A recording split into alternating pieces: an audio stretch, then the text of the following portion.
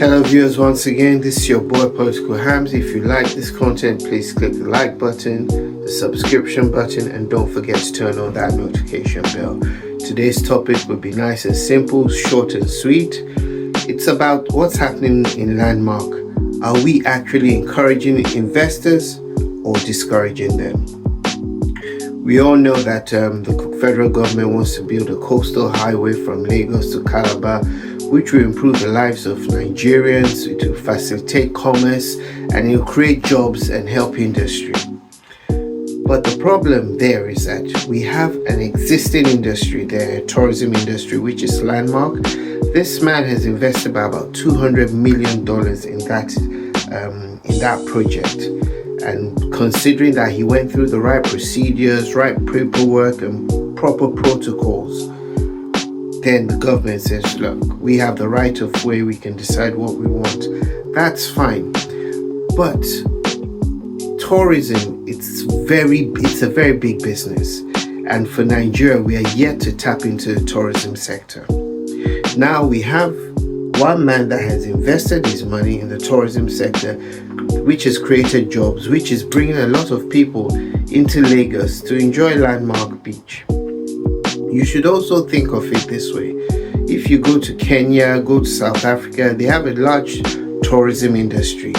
And if they have something like that along the beach and they want to create a coastal highway, do you think they would destroy that infrastructure? What they would do is find a way to create new infrastructure whereby incorporating the old infrastructure, not creating new to destroy the old. And that's where the problem is. And Nigeria being what it is, we have a Minister of Works and Housing. He came, Umahi, and he said, look, the people of the Southeast, they're getting a bit sentimental, they're not well informed.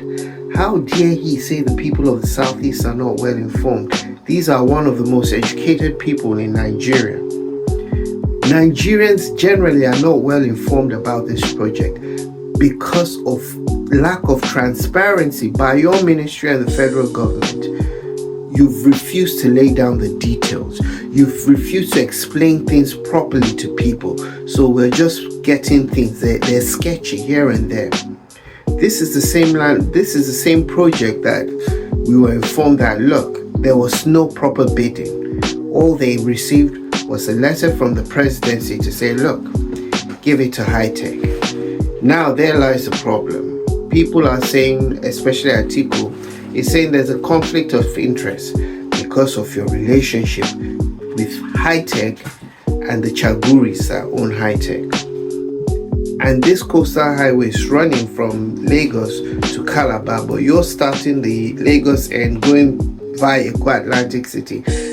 And the Chaguris are the main investors for the Atlantic City. So what this seems like is that you're creating infrastructure not for the benefit of the common man, but for the benefit of the elite. And Nigeria being what it is, we know this project will never be completed. Let's not fool ourselves. And to show you the level of incompetency, you had a journalist from Arise News ask the Minister of Works and Housing a question, and the first thing he said, I'm a local boy, I don't understand your accent. And I'm like, how incompetent, ignorant, and silly is he? This man was a governor. He's now a minister of the Federal Republic of Nigeria, so he has to deal with both local and foreign investors.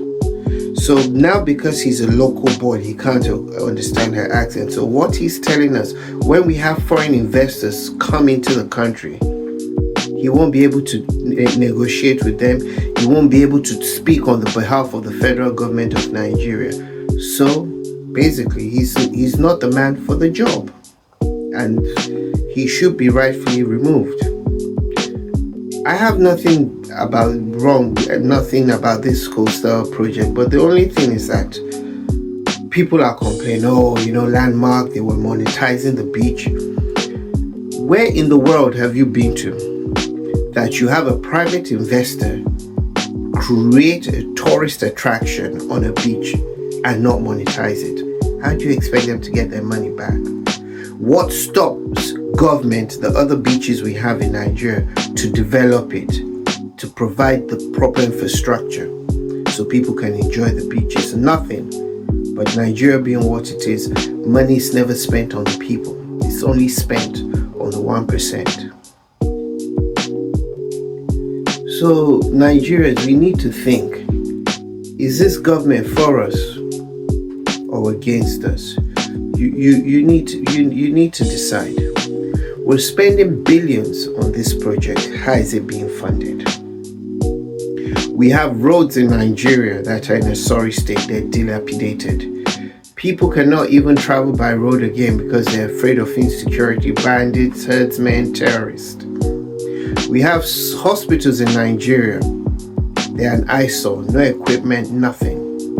We don't even have schools we can boast of, federal schools we can boast of that are of international standard, or universities that are of international standard. Is it not wise, this money you're using for the coastal highway, to invest in existing roads? Look at the Benin Auchi Road.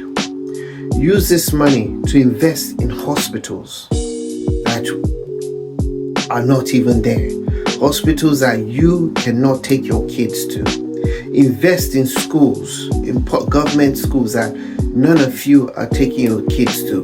But what we're seeing, you're taking your kids to that American International School in Abuja, where some people are paying $750,000 for school fees for the whole duration. Almost $1 million. Invest in security.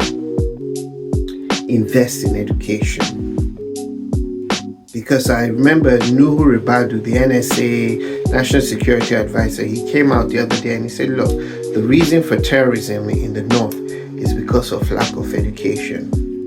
And I looked at him and said, the reason for your answer is due to ignorance. Because why isn't there lack of education? Why is there insecurity in there? Because money provided for and money meant for funding, money meant for education, money meant for healthcare, money meant for infrastructure, the governors of the various states in the north are not using it to better the lives of their people. So what has happened? People are able to buy into the ideology of herdsmen and terrorism. People are looking for other means to make ends meet. So this insecurity he was talking about is this same political elite, due to their incompetence and their corrupt nature, have fueled the insecurity in Nigeria. So now, with what's happening with Landmark, you now have investors coming in and they say, look, should we really invest in Nigeria? What if we want to invest and build this structure, and the next thing the government says, oh, we need to build another highway? We've lost our money. We can see what's happening in Lagos with the demolition of houses also. Yes, some people have built it in the wrong places. Some people have gone beyond their boundaries.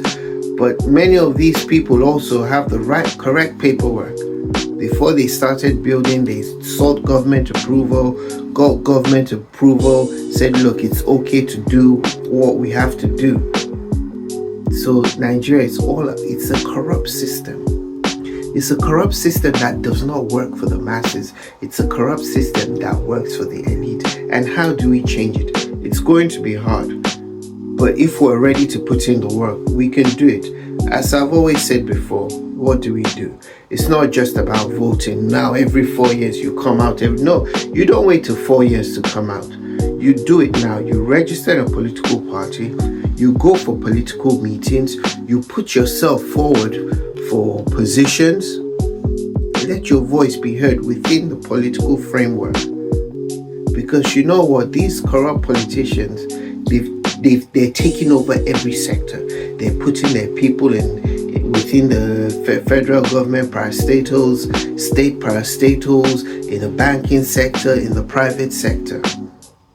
So we need to start making a move if we want to claim Nigeria back. Once again, this is your boy Political Hamzy. hopefully one day things will change in Nigeria. Hopefully. You have a nice week. Thank you.